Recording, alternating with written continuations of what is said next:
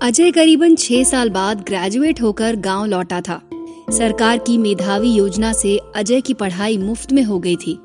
अजय ने शहर में रहते हुए पढ़ाई के साथ छोटी मोटी पार्ट टाइम नौकरी करते हुए थोड़े बहुत पैसे भी कमा लिए थे। अब अजय को देखकर कोई नहीं कह सकता था कि वो गांव के एक मेहनतकश मजदूर का बेटा है। अजय के पिता सरपंच के खेत में मजदूरी का काम करते थे। गांव में जब सरपंच के लड़के महेंद्र ने अजय को देखा तो हैरान रह गया। उसे विश्वास नहीं हुआ कि उसके खेत में काम करने वाले मजदूर के लड़के के पास अच्छे कपड़े और मोबाइल है। महेंद्र ने अजय से कहा, चलो अच्छा हुआ अजय तू आ गया, कल से अपने बाप के साथ तू भी तालाब के पास वाले खेत पर आ जाना। इस गांव में एक तालाब भी है जो हर बार सरपंची चुनाव का मेन मुद्दा होता है। इस बार अपने पापा की जगह महेंद्र चुनाव लड़ने वाला था, तो महेंद्र ने गांव वालों से वादा किया था कि चुनाव जीतने के बाद वो तालाब में मिट्टी डलवाकर तालाब खत्म कर देगा। महेंद्र जानता था कि इस काम के लिए कोई किसान अपने खेत की मिट्टी नहीं देने वाला। जो किसान देगा, चुड़ैल उस किसान को मार डालेगी। यहाँ तक कि तालाब से एक बूंद पानी भी कोई नहीं लेता था। खास तौर पर सूरज डूबने के बाद गांव वाले तालाब के आसपास भी नहीं जाते थे। तो जब महेंद्र ने अजय को खेत पर काम करने के लिए कहा तो अजय को बहुत गुस्सा आया।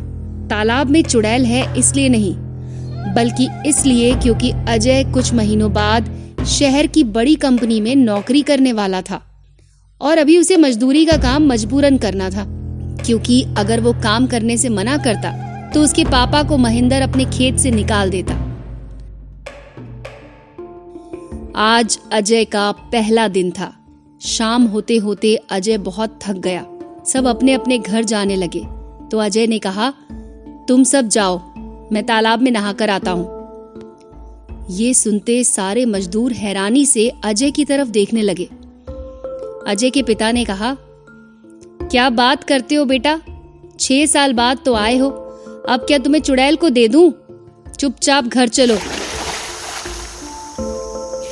तभी तालाब से पानी हिलने की आवाज आने लगी। दूसरे मजदूर कहने लगे, देखो चुड़ैल अभी नहा रही है, चुपचाप निकल चलो भैया, एक बार सूरज डूब गया तो लाशें ही लाशें बचेंगी यहाँ पर। घर लौटते हुए अजय ने तालाब की मेड़ पर चढ़कर तालाब वाली चुड़ैल को देखने की कोशिश की, लेकिन मेड़ बहुत ऊंची थी इसलिए वो कुछ नहीं देख पाया। खेत में काम करते करते गांव के मजदूर अजय पर विश्वास करने लगे थे। चुनाव का समय आ गया था। महेंद्र ने फसल कटने की खुशी में अपने तालाब वाले खेत पर ही एक भोज रखा जिसमें गांव के गरीब लोग खाना खा रहे थे। महेंद्र सबको बता रहा था कि कैसे उसके पिता ने तालाब से अब तक गांव वालों को बचा रखा है, अब यही जिम्मेदारी वो निभाने वाला है। सब लोग नारे लगाने लगते हैं, तालाब वाली चुड़ैल मुर्दाबाद, महेंद्र भैया जिंदाबाद। अजय ने आज हिम्मत दिखाते हुए कहा, महेंद्र भैया इस तालाब में कोई चुड़ैल नहीं है, आप कहें तो मैं साबित कर सकता हूँ। ये सुनकर गांव वाले हैरान हो गए। एक आदमी ने कहा, अरे भैया बहुत लोग आए, चुड़ैल ने सबको मार डाला, अब तो हम डर के मारे तालाब की शक्ल भी नहीं देखते और तुम कहते हो चुड़ैल ही नहीं है। महेंद्र ने भी नहले पे दहला मारते हुए कहा, अगर अजय ने साबित कर दिया कि तालाब में चुड़ैल नहीं है तो इस गांव का अगला सरपंच अजय ही होगा। सब लोग जोर जोर से तालियां बजाने लगे और नारे लगाने लगे, तालाब वाली चुड़ैल मुर्दाबाद, महेंद्र भैया जिंदाबाद। अब गेंद अजय के पाले में थी। अगले ही दिन रात के 2 बजे जब पूरा गांव सो रहा था, अजय दबे पांव तालाब के पास पहुंचा। अंधेरी रात का सन्नाटा,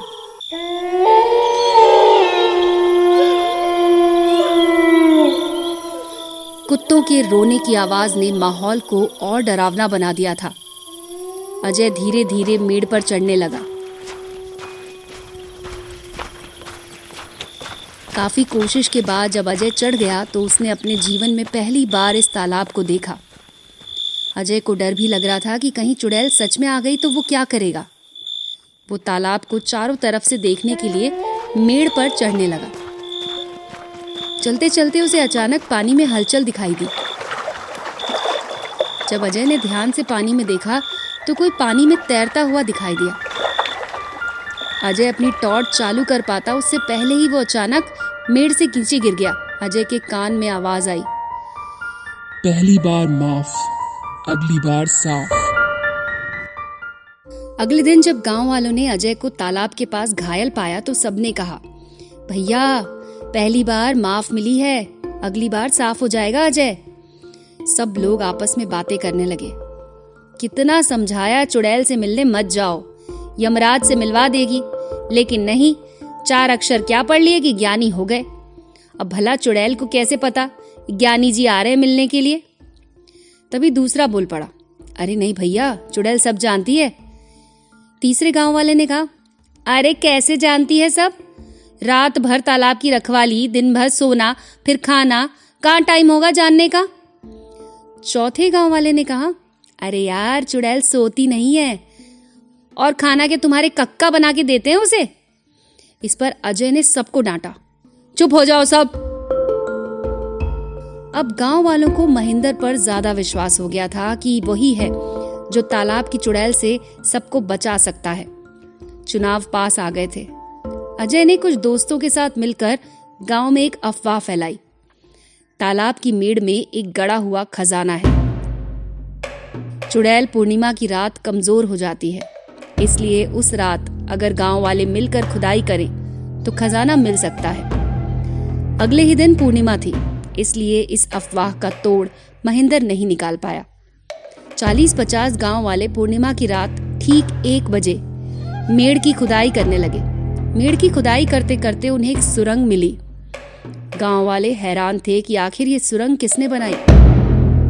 सुरंग में घुसते ही पूरा रहस्य सामने आ गया। ये सुरंग तालाब के पास बने एक झोपड़े में जाती है, जहां महेंद्र के यहाँ काम करने वाला एक आदमी रहता है। जब गांव वाले उसके घर पहुंचे तो वो सो रहा था। अचानक से गांव वालों को देखकर हैरान हो गया। जब गांव वालों ने उसे डराया धमकाया तो उसने बताया कि 20 साल पहले गांव की एक औरत गायब हो गई थी। उसे महेंद्र के पापा यानी कि सरपंच साहब ने मारकर तालाब में गड़वा दिया था और अफवाह फैला दी थी कि तालाब में चुड़ैल है। तब से वो इतने बड़े तालाब में छुपकर मछली पालने का व्यापार करने लगे और मछली का पूरा काम मैं ही देखता हूँ।